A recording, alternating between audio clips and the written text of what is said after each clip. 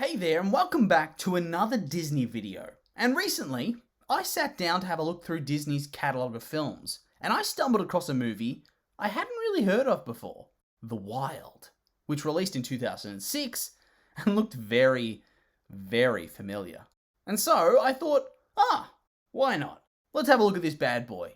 And my god, it had to be the worst animated Disney film that has ever been released in cinema. And if not, it's up there. Yeah, I know that it might not be a technical Disney classic, but it's animated and it's a film produced by Disney, so I'm going to count it. But seriously, it's so ridiculous that any top-level studio was able to churn out a film that was so bad. Like seriously, it's truly awful. And I honestly think the world agrees, considering it grossed a measly $102 million out of a budget of $80 million and has a Rotten Tomatoes score of 19%. Not exactly a promising start right here. And to me, it honestly feels like this film was set up to fail from the get-go. For starters, I honestly can't remember this movie. And I was right in the age bracket for this kind of stuff in 2006, when the film was released. And yet despite that, and the Disney logo, I've never once heard of this. Did the producers know just how bad it was shaping up to be, and so didn't bother to advertise it? Did they keep it under wraps in the hope that everybody would forget about it and they could live down their shame in peace? Sadly, I feel like this might be the right answer. Either that, or it's a classic case of Hollywood cooking the books and needing the fall guy, so to speak, but that's just idle speculation. But on top of its lack of advertisement and recognition seemingly hampering its success and growth potential, its cast. Its cast just wasn't there. And look, I realise that a lot of times animated films don't need to have a stellar cast to draw people in, but when your film literally has nothing else going for it, perhaps it's time to crack out the checkbook and call up some A-listers to see if they want to do your Madagascar rip-off movie. And I mean, Kiefer Sutherland. Yeah, he was in the midst of his run on 24, but Jesus, I feel like you need a bit of a bigger name if you're balancing the success of your film solely on the lead actor's shoulders, or his voice in this case. But even then, even if they got Brad Pitt or Leo DiCaprio or George Clooney, I'm not sure there's any salvaging this utterly wretched fever dream of a movie. There's just so much wrong with it. And we'll start with the animation. Now, I'm a big proponent for acceptance of all visual styles. I think that each different style or visual interpretation has merit. But I'm about to break that guiding principle and say outright, this animation is wrong. There is something wrong with it. I think one reviewer at the time described the characters as looking like humans wearing animal costumes. It's almost got this uncanny valley quality, like they were trying to make the animals, the lions in particular, feel real and look real, but utterly failed and created an abomination that makes your hair stand on end and gives you those big old goosebumps. And honestly, that's fine. Animation that looks unsettling definitely has a place and can be used to great effect. But not in a kid's film. Me, an adult, felt unsettled by these ugly lions and the wildebeest and the koalas and the pigeons. And it's not like the animation's poor quality and therefore I'm being unfair. I mean, the hair on the lions and the feathers and all that sort of stuff, it was really well done for the time.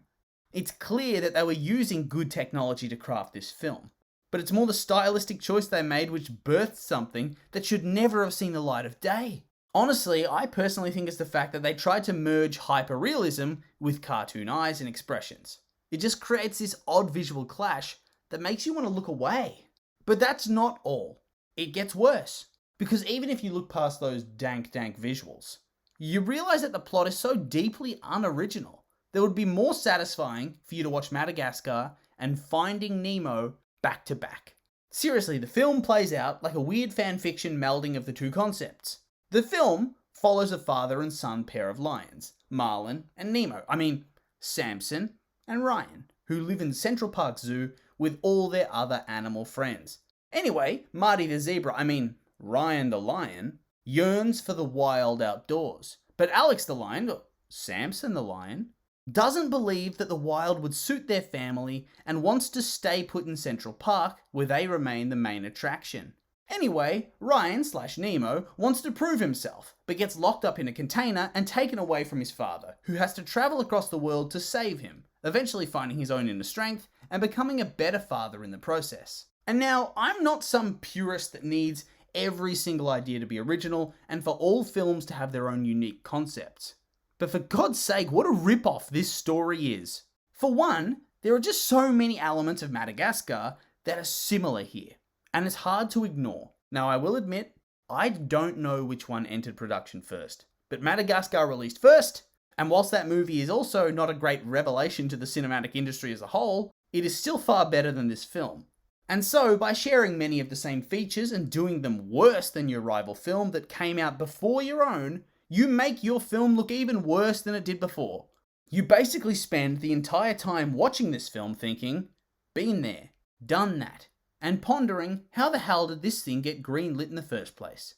And then they go and rip off a few of their own films. Finding Nemo specifically, seriously. Finding Nemo already exists.